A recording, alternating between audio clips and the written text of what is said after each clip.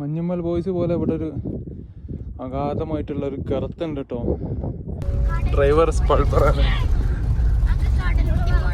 ഭാവിയിൽ edge of the വേൾഡിലേക്കുള്ള tar ഇട്ട റോഡാണ് നമ്മൾ ഇപ്പോൾ ഇവിടെ ഇങ്ങനെ കാണുന്നത്.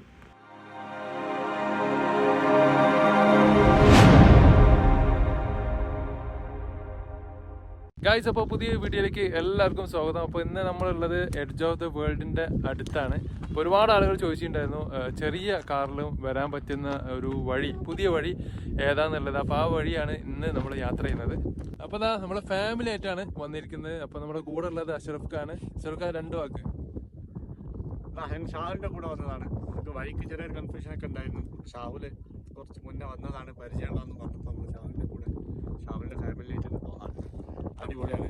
അപ്പോൾ എന്താണെങ്കിലും ഫാമിലിയൊക്കെ ആയിട്ട് വരാം. അപ്പോൾ ചെറിയ കാറൊക്കെ ആയിട്ട് വരട്ടോ. അപ്പോൾ കംപ്ലീറ്റ് വഴിയും മറ്റു കാര്യങ്ങൾ ഡീറ്റെയിൽസ് ആയിട്ട് വീഡിയോയിലുണ്ടാവും. അപ്പോൾ ആദ്യമായിട്ട് കാണുന്ന ആളുകൾ ചാനലൊക്കെ ഒന്ന് സബ്സ്ക്രൈബ് ചെയ്യുക. തനുവർ എന്താണ് എന്ത് ചെയ്യണമെന്ന് പറ. എന്താണ് എന്ത് ചെയ്യണമെന്ന്? ചാനൽ സബ്സ്ക്രൈബ് ചെയ്യണം. അപ്പോൾ അതാണ്. അപ്പോൾ നമുക്ക് നേരെ വീഡിയോയിലേക്ക് പോട്ടോ.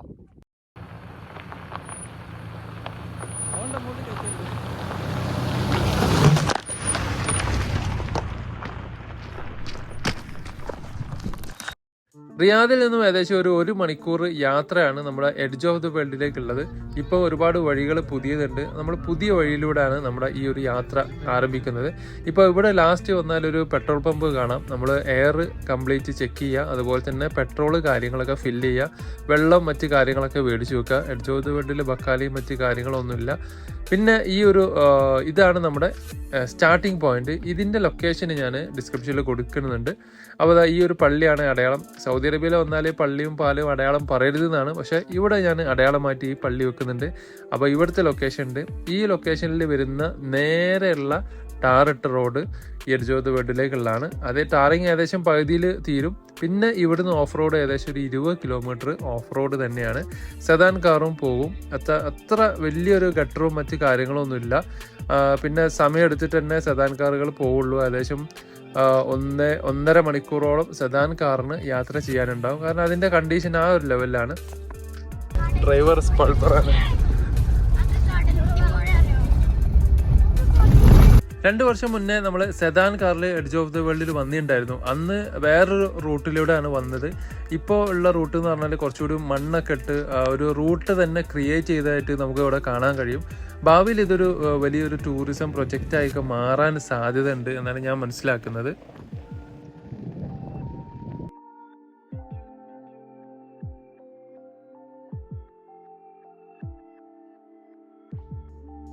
നമ്മൾ സൗദിയിലുള്ള ആളുകൾ മാത്രമാണ് ഒരു പക്ഷേ എഡ്ജ് ഓഫ് ദ വേൾഡിന് അത്ര ഒരു മൈൻഡ് വെക്കാതെ നിൽക്കുന്നത്. പക്ഷേ ഒരുപാട് ഇംഗ്ലീഷുകാർ ഇവിടെ വന്നിട്ട് നമുക്ക് കാണാൻ കഴിയും. അതിനായിട്ട് തന്നെ ഒരു ക്യാമ്പിങ്ങും ഫെസിലിറ്റി കാര്യങ്ങളൊക്കെ ഇവിടെ ഇപ്പോൾ സൗദികൾ തന്നെ ഇറക്കുന്നുണ്ട്. അതിൻ്റെ ടിക്കറ്റ് വിവരങ്ങളും കാര്യങ്ങളായിട്ട് നമ്മൾ പിന്നെ വരുന്നതാണ്. അപ്പോൾ അതാ ഇത്രയും വാഹനങ്ങൾ ഇപ്പോൾ ഇവിടെ ഉണ്ട്. അതുപോലെ തന്നെ നൈറ്റ് ക്യാമ്പിംഗ് ഒക്കെ ഇവിടെ സ്പെഷ്യലായിട്ട് ഒരുക്കുന്നുണ്ട്. സോ എന്താണെങ്കിലും ഇവിടെ പോലീസ് വാഹനം അല്ലെങ്കിൽ പട്രോളിങ്ങിൻ്റെ ഒരു വാഹനം അവിടെ നിർത്തിയതായിട്ട് നമുക്ക് കാണുന്നുണ്ട്. നമുക്ക് സൂക്ഷിച്ച് നോക്കിയാൽ നിങ്ങൾക്ക് മനസ്സിലാവും. അതിപ്പോൾ ഇവിടെ സ്ഥിരമാണ് എന്നാണ് മനസ്സിലാക്കുന്നത്. ഒരു പക്ഷേ ആരെങ്കിലും വീണ് എന്തെങ്കിലും അപകടമോ മറ്റോ സംഭവിച്ചിട്ടുണ്ടാവും. പിന്നെ നമ്മുടെ നാട്ടിലെ പോലെ എല്ലാ വിവരങ്ങളും ഇവിടെ അറിയാത്തത് കൊണ്ട് തന്നെ അത്തരം കാര്യങ്ങൾ നമ്മൾ അറിയില്ല എന്ന് മാത്രമേ ഉള്ളൂ. സോ എന്താണെങ്കിലും ഇതാണ് നമ്മുടെ എഡ്ജ് ഓഫ് ദ വേൾഡ്. ഇവിടെ നിന്ന് നിങ്ങൾ നോക്കിയാൽ തന്നെ നമുക്ക് കാണാൻ കഴിയും. പണ്ടുള്ള എന്തോ വലിയൊരു കടലോ മറ്റോ ആയിരിക്കണം ഇവിടെ എന്നാണ് ഇതിൻ്റെ ഹിസ്റ്ററികളിൽ മൊത്തം പറയുന്നത്. മുന്നേ നമ്മൾ വന്ന സമയത്ത് ഇവിടുന്ന് ഈ ഒരു ഇറക്കമൊക്കെ നമ്മളെ സെദാൻ കാറായിട്ട് ഇറക്കിയിട്ട് കുറച്ചുകൂടി മുന്നോട്ട് പോയിട്ടുണ്ടായിരുന്നു. ലാസ്റ്റ് അവിടെ കുറേ ആളുകൾ നിൽക്കുന്നത് കാണാം. അവിടെ വരെ നമ്മൾ പോയിട്ടുണ്ടായിരുന്നു. ഇപ്പോൾ അങ്ങോട്ടേക്ക് പോകാൻ പറ്റില്ല. ഇവിടെ വാഹനം നിർത്തിയിട്ട് പിന്നെ നടന്നു പോവുകയാണ് വേണ്ടത്. ഏകദേശം 1 കിലോമീറ്റർ നമുക്ക് നടക്കാനുണ്ട്. ഇവിടെ തന്നെ വേറെയും വഴികളുണ്ട് കേട്ടോ. അപ്പോൾ ആ വഴീനെ പറ്റിയൊക്കെ നമുക്കിങ്ങനെ വിശദമായിട്ട് ഇങ്ങനെ പറഞ്ഞു പോവാം. അപ്പോൾ ഒരു ഇറങ്ങി വീണ്ടും പിന്നെ ഒരു ക്യാറ്റ് വരെ നടക്കും. അപ്പോൾ ഒരു ഇറക്കത്തിന് ഒരു ക്യാറ്റ് ഉണ്ടെന്നല്ല മനസ്സിലായില്ലേ. ആളുകൾ ഇതിലൊക്കെ വരുന്ന നോക്കിയാ ഇതൊക്കെ ആൾക്കാർ വന്ന ഏരിയയാണ്. ഓഫ് റോഡിന് ഇത് പുതിയ വഴി കണ്ടുപിടിച്ചാണ്. അങ്ങനെയാണ് ഓരോ വഴികൾ വരുന്നത് കേട്ടോ.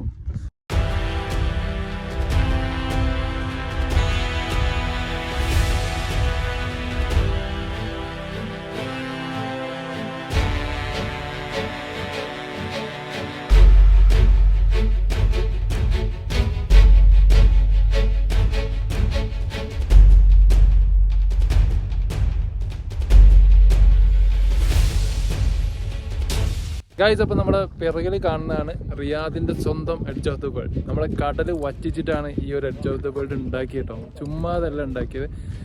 അപ്പോൾ ഇതിൻ്റെ വിശേഷങ്ങളാണ്. അപ്പോൾ നേരെ നമുക്ക് ജസ്റ്റ് ഒന്ന് അങ്ങോട്ട് പോയി നോക്കാം. പുതിയ മണ്ണ് കൊണ്ടുവന്നിട്ടിട്ട് പുതിയ വഴി ഉണ്ടാക്കിയതാണ്.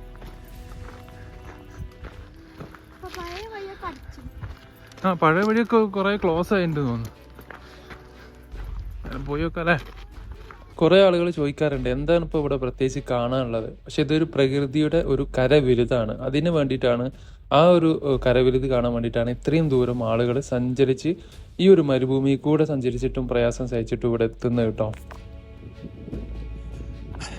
അപ്പോൾ താഴൊക്കെ നല്ല ചരലുകളാണ്. അപ്പോൾ ഇങ്ങോട്ട് വരുമ്പോൾ വളരെ ശ്രദ്ധിക്കുക. പിന്നെ വെച്ചാൽ നമുക്ക് ഫോട്ടോ എടുക്കാൻ, വീഡിയോ എടുക്കാനൊക്കെ പലരും അതിൻ്റെ മുകളിലൊക്കെ കയറാറുണ്ട്.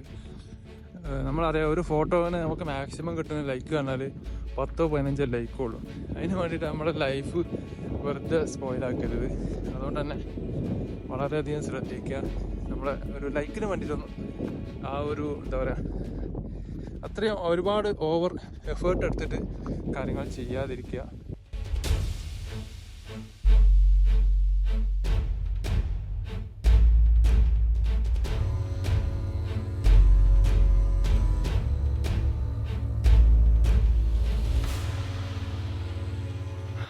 ഗായ്സ്, അപ്പോൾ ഇവിടെ വേറെയും വഴി വരുന്നുണ്ട് കേട്ടോ. ഈ വഴി കൂടി വന്നിട്ട് ഇവിടെ കുറേ ആൾക്കാർ ടെൻ്റ് അടിച്ചിട്ടുണ്ട്. അപ്പോൾ ഈ വഴി ഏതാണെന്നുള്ളത് അറിയുന്ന ആളുകൾ ജസ്റ്റ് ഒന്ന് ആ ലൊക്കേഷൻ ഒന്ന് കമൻറ്റ് ചെയ്യുക. ഇവിടെ ഓഫ് റോഡ് മാത്രമാണ് വരിക എന്നുള്ളത് അറിയണം. പക്ഷെ അവിടെയും പോലീസ് ഉണ്ട് കേട്ടോ. നോക്കിയാൽ നമുക്ക് അവിടെ പോലീസുകാരെ കാണാൻ കഴിയും. എനിക്ക് തോന്നുന്നു ഇവിടെ നിന്ന് എന്തെങ്കിലും ഒരു കാര്യം സംഭവിച്ചിട്ടുണ്ടാവും. അതുകൊണ്ടായിരിക്കും കാര്യങ്ങൾ കുറച്ച് ഗവൺമെൻറ് സ്ട്രിക്റ്റ് ആയിട്ട് കാര്യങ്ങൾ ചെയ്യുന്നത്. അപ്പോൾ കണ്ടോ, വർഷങ്ങൾക്ക് മുന്നൊക്കെ ഇവിടെ കടലും മറ്റ് കാര്യങ്ങളൊക്കെ ആയിരുന്നു. അപ്പോൾ അതൊക്കെ കടലിൻ്റെ ആ തിരമാലകളില്ലേ, മീൻസ് അടിച്ചടിച്ചിട്ടാണ് ആ ഒരു സ്റ്റൈൽ കണ്ടോ, സ്റ്റൈൽ തന്നെ മാറിക്കിടക്കണേ. അപ്പോൾ ഇവിടേക്ക് വന്നാലും നമുക്ക് കാണാൻ കഴിയില്ല. അപാര സീനാണ്. ഓക്കെ, കുഞ്ഞമ്മൽ ബോയ്സ് പോലെ ഇവിടെ ഒരു അഗാധമായിട്ടുള്ളൊരു കറുത്തുണ്ട് കേട്ടോ. പൊന്നാര ചെങ്ങന്മാരെ ശ്രദ്ധിക്കണേ. നമ്മൾ അവിടെ നിന്ന് നോക്കിയാൽ കാണുന്ന ആ മലൻ്റെ മുകളിലാട്ടോ അത്. അപ്പോൾ ഗായ്സ്, ഈ ഒരു വീഡിയോ നിങ്ങൾക്ക് ഇഷ്ടപ്പെട്ടു എന്ന് കരുതുന്നു. അപ്പോൾ ഇഷ്ടപ്പെട്ട ലൈക്ക് ചെയ്യുക, കമൻറ്റ് ചെയ്യുക. അപ്പോൾ ഇവിടെ വരുന്ന സമയത്ത് വളരെ ശ്രദ്ധിച്ച് വരിക. കാരണം സ്ലിപ്പായി കഴിഞ്ഞാലൊക്കെ നല്ല പരിക്ക് പറ്റാൻ സാധ്യതയുണ്ട്. അപ്പോൾ വളരെ സേഫ്റ്റി ആയിട്ട് നമ്മൾ ഓരോ യാത്രയും നമ്മൾ എൻജോയ് ചെയ്യാം. അപ്പോൾ മറ്റൊരു അടിപൊളി വീഡിയോയുമായി വീണ്ടും വരാം. അസ്സലാം.